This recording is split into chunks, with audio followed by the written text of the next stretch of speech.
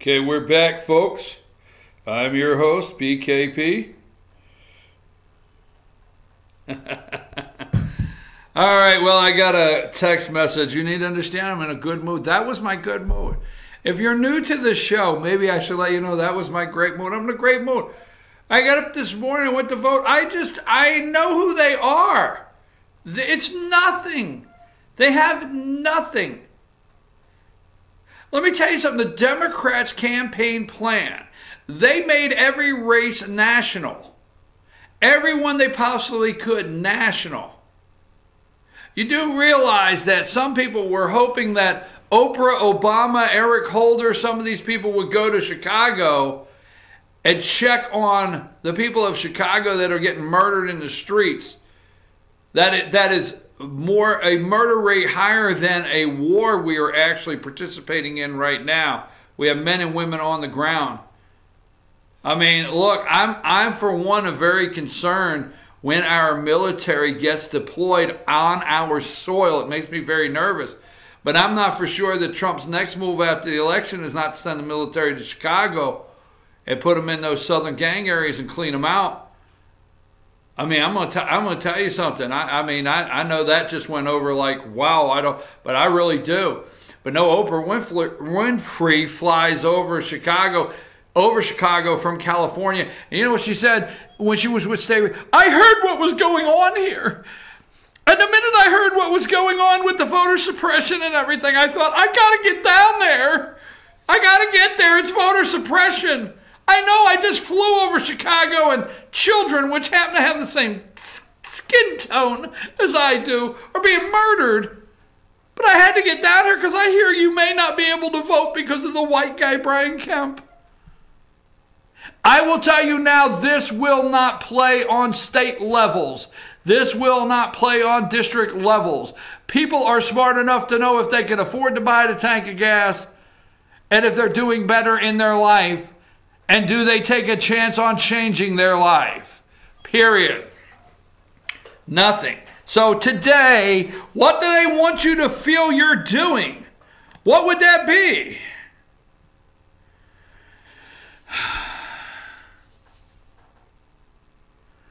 What would that be? A check on the president. Honey, get up! We must go vote! We have to get a check on this president! I couldn't even sleep last night knowing that this president is unchecked. And I have to check him. They're all out there. It does not matter. Now, I'm going to tell you, you're not going to like some of my next statements because you're just not going to. Your hometown newspaper. Oh, you think they're just the good old hometown newspaper. Well, let me tell you something.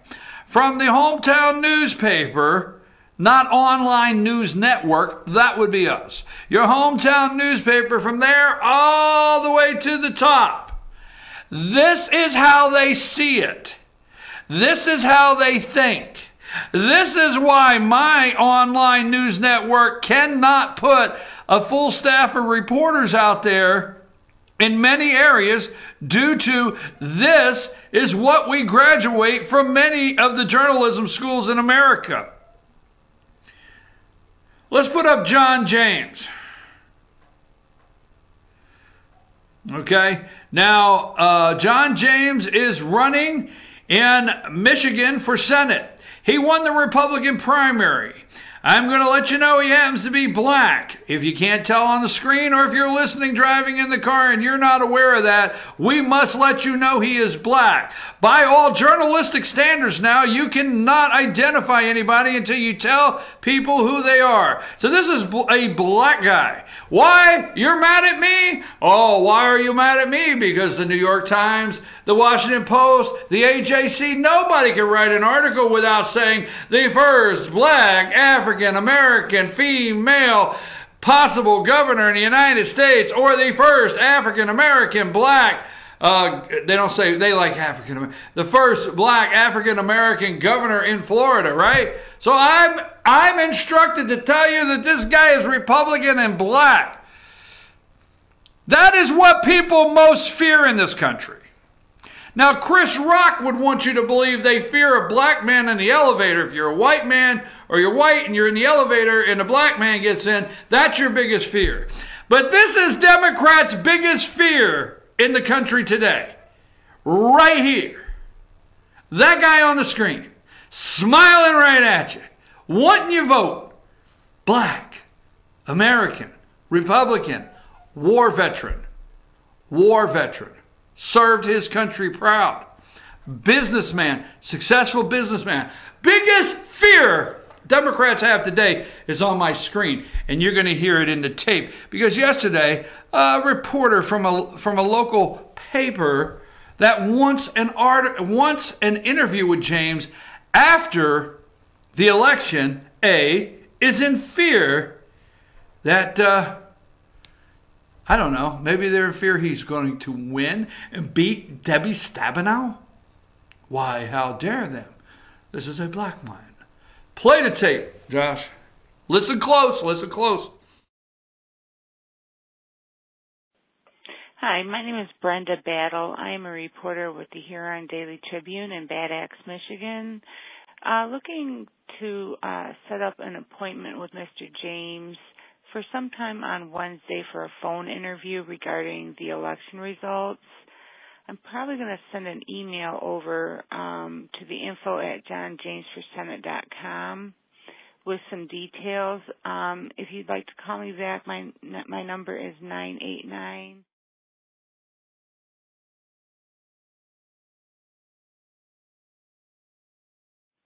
Thank you. Man, if he beats her, Jesus. Fucking John James.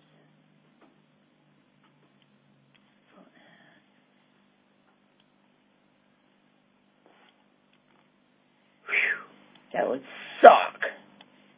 I don't think it's going to happen, though.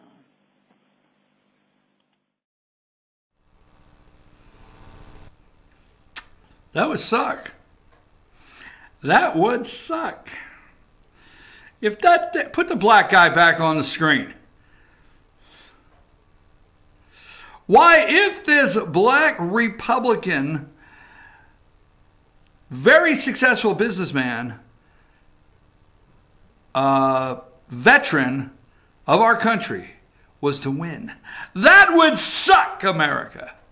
Why, that would suck. That's who they are. Now, supposedly, now I don't want you to think, well, she got fired. Yeah, she got fired. She got caught.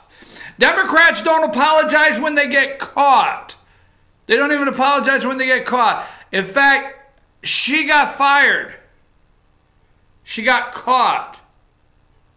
The paper had to do that. But don't think they wanted to. And don't think if you would not have found out about that and they would have found out about that, they would have fired her. Absolutely not. If her paper, my opinion, would have found out about this audio here in the recording, okay, and John James had not found out, I don't think they would have fired her.